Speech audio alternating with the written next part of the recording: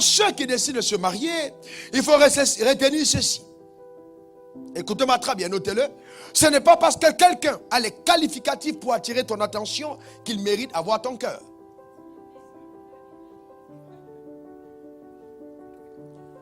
Ce n'est pas parce que quelqu'un a les qualificatifs pour attirer ton attention qu'il mérite avoir ton cœur. Femme, notez-le en grand caractère, soulignez-le en rouge. Et c'est pourquoi donc le choix d'un mari doit se faire sur des critères bien prédéfinis qui, eux, prennent leurs racines dans la parole de Dieu. Parce que nous ne pouvons pas réussir une institution divine en omettant de considérer le point de vue de Dieu par rapport à cette institution. Quelqu'un comprend de quoi je parle? Donc, voici donc le profil du type d'homme que vous devez épouser. Numéro 1, il doit être né de nouveau. Ça, c'est number 1. C'est-à-dire, s'il n'a pas rempli ce critère, vous ne continuez pas. Numéro 1, il doit être né de nouveau. 2 Corinthiens 6, versets 14 à 15. Ne vous mettez pas avec les infidèles dans un joug étranger. Car quel rapport y a-t-il entre la justice et l'iniquité? Ou qu'y a-t-il de commun entre la lumière et les ténèbres? Quel accord y a-t-il entre Christ et Bélial? Ou quelle part a le fidèle avec l'infidèle? C'est ce que la Bible dit. La Bible n'a pas dit qu'il faut qu'il aille à l'église. Vous voyez? Oh oui, pasteur, il y a un frère qui s'intéresse à moi. Ok, est-ce que c'est un enfant de Dieu? Oui, pasteur, il prie dans telle église. Non. Non. Il faut qu'il soit né de nouveau. C'est-à-dire qu'il soit réconcilié avec Dieu. S'il n'est pas réconcilié avec Dieu, je vous garantis que vous êtes bien parti pour avoir de sérieux problèmes dans votre relation maritale. Deuxième critère. Il faut, d'accord, que cet homme que tu vas épouser ait une vision claire de Dieu pour sa vie. Une vision claire de Dieu pour sa vie. Proverbe 29, 18. Car il n'y a pas de révélation, le peuple est sans frein. Heureux s'il observe la loi. Proverbe 16, verset 4. L'Éternel a fait tout pour un but. Éphésiens 2, verset 10. Nous sommes son ouvrage. Ayant été créé en Jésus-Christ pour les bonnes œuvres que Dieu a préparées d'avance afin que nous les pratiquons. Proverbe 29, 18.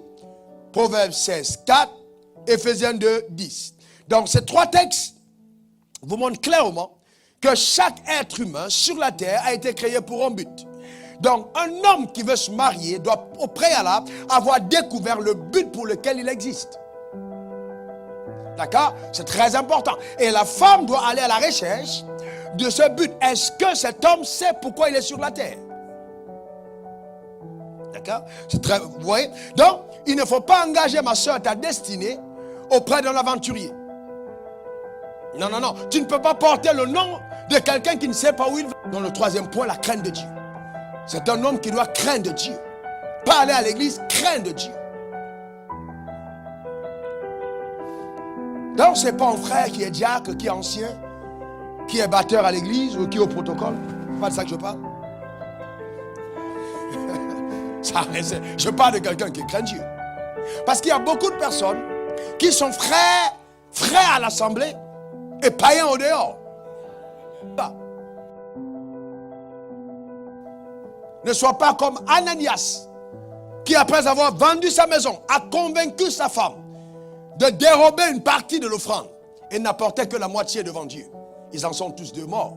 Il y a des maris comme ça, ils ne craignent pas Dieu. Et ils enseignent le faux à leurs femmes.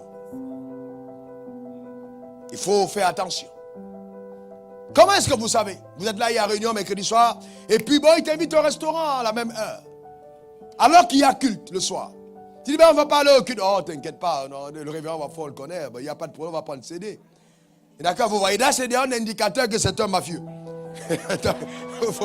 Ça vous comprenez? Non, c'est clair.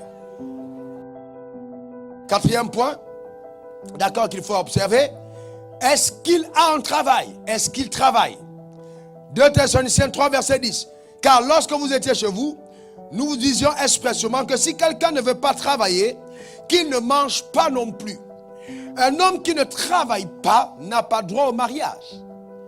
Non, c'est-à-dire qu'il doit d'abord trouver le travail avant de trouver une femme. Dieu a dit à Adam, il n'est pas bon que tu sois seul. Mais il a d'abord donné le travail à Adam avant de lui donner une femme. Donc si le même Dieu est le même hier, aujourd'hui, éternellement, s'il veut te donner une femme, demande-lui de te donner d'abord du travail. Un homme qui ne peut pas prendre soin de lui, comment il prendra soin de sa femme? Vous avez des problèmes de facture d'eau, vous avez des problèmes de facture d'électricité, vous avez des problèmes de loyer, vous avez des problèmes de transport, etc. Réglez d'abord ces problèmes avant d'ajouter un autre problème au-dessus. Parce que la femme te dira, j'ai mal au ventre, j'ai mal à la dent, il faut aller voir le dentiste. Tu vas pas faire ribo, kodomboro, diba, kata, riberi. Ça c'est, amen, il y a d'autres responsabilités à prendre. Est-ce que vous comprenez de quoi je parle? Et les gars, laissez-moi vous dire une vérité. Vous savez, je vais vous dire une chose. Vous n'aurez jamais une réelle autorité sur une femme si vous n'avez pas la capacité d'être un provisionnaire. Adam travaillait. Il a béni, il a donné des noms à tous les animaux, il a pris soin du jardin. C'est après que Dieu lui a donné, n'est-ce pas, le mariage. Point numéro 5, il ne doit pas habiter chez ses parents. Oh, donne-moi les meilleurs des amens. Il ne doit pas habiter chez ses parents. Genèse 2, verset 24. C'est pourquoi l'homme quittera son père et sa mère et s'attachera à sa femme. S'il vous dit, c'est pas grave, quand on va se marier, je vais quitter la maison pour aller seul, attends qu'il quitte d'abord. Parce que vous ne saviez pas qui payait les factures, qu'il quitte d'abord. Ce n'est pas par hasard que Adam est arrivé d'abord sur la terre seul. A connu la terre seul, et quand la femme est arrivée, c'est lui qui lui a montré l'environnement. Vous ne pouvez pas découvrir les douches de la maison en même temps que votre femme. Quand la femme arrive, elle doit faire le tour de la maison. Vous devez lui montrer toutes les pièces en disant, voici l'endroit où tu es. Est-ce que vous comprenez? Vous ne découvrez pas ensemble. Non, tu trouves l'endroit, tu y habites et puis après tu l'invites dans le mariage. C'est très important. Point numéro 6. Tu dois avoir la preuve de son amour pour toi. Et les dames, n'épousez pas un homme parce que vous l'aimez. C'est insuffisant.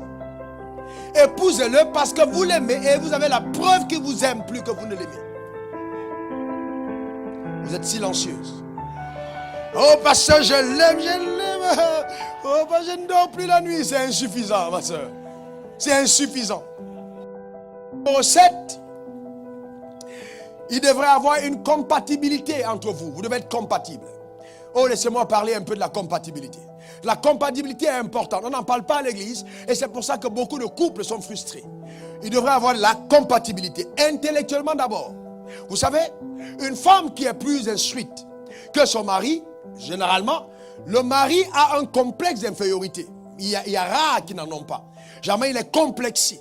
Si la femme a un doctorat et que le gars a un BEPC, dans certains moments, il commence à dire, tu parles comme ça parce que tu penses qu'il n'y a pas eu de doctorat, je peux pas te parler. Non, il exprime son complexe. Donc la compatibilité est importante. Maintenant, il est possible, d'accord? Ma femme est plus lettrée que moi en termes de diplôme. Mais il est possible qu'intellectuellement, il y ait des ajustements qui te permettent d'être au niveau de ta femme ou même au-dessus de ta femme. D'accord? C'est très important. Donc ne soyez pas quelqu'un qui ne peut pas tenir une réflexion avec votre femme et prétendre être une autorité sur elle. À un certain moment, vous allez la lasser. Numéro 8, ça veut dire que vous suivez vraiment. Il doit être quelqu'un, suivez-moi très bien, qui ne reste pas attaché aux compagnies du sexe opposé, même ses ex du monde. Un homme qui est toujours avec les femmes et qui aime avoir des amis femmes est un homme à problème.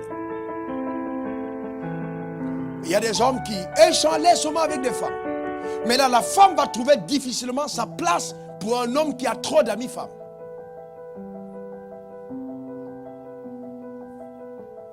Donc, il faut y comprendre ça.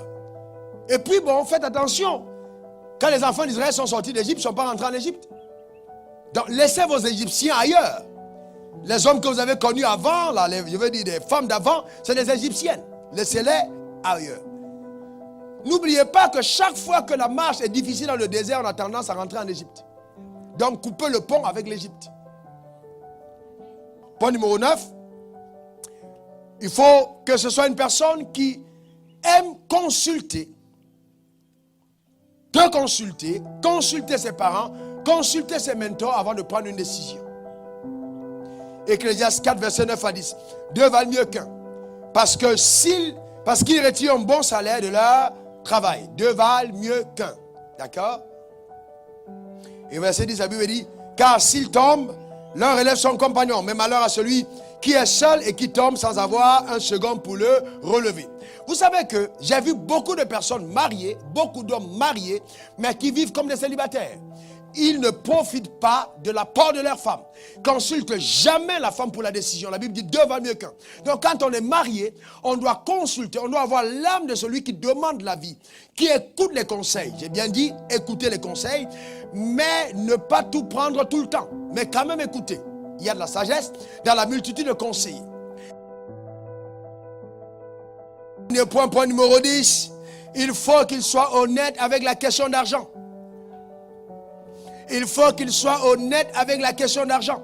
D'abord, honnête, c'est très important, il faut qu'il soit honnête. Non, on dit ça parce qu'il craint Dieu, mais davantage honnête avec les questions d'argent.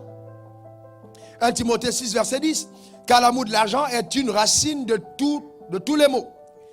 Et quelques-uns, en étant possédés, se sont égarés loin de la foi, se sont jetés eux-mêmes dans bien de tourments. D'accord? Hébreux 13, verset 5, ne vous livrez pas à l'amour de l'argent. Contentez-vous de ce que vous avez, car Dieu lui-même dit, je ne les délaisserai point, je ne les abandonnerai point.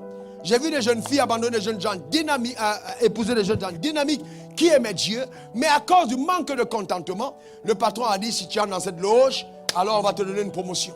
Donc parce qu'il aime l'argent, et parce qu'il est cupide, il est entré dans la loge et il perd sa famille. D'accord? À cause de la cupidité. La Bible dit, soyons dans le contentement. Apprenons à nous contenter de notre étape, tout en désirant aller plus loin. D'accord? Sans, par cupidité, emprunter des voies qui sont déshonorantes à la foi. Est-ce que ça va pour chacun d'entre nous? C'est très important. Très, très important. Maintenant, suivez-moi attentivement. Mesdames, si votre mari ne remplit pas tous ces critères que je viens d'énoncer, est-ce que ça veut dire que je me suis mal marié? Il est possible que tu t'es bien marié, mais qu'entre-temps, son amour a refroidi. Donc, prends ces 10 points et prie et prophétise sur la vie de ton mari, afin qu'il devienne exactement l'homme que Dieu veut qu'il soit. Ne te relâche pas. Que Dieu te bénisse abondamment et qu'il t'assiste et qu'il te permette cette semaine d'exploser justement dans tous les domaines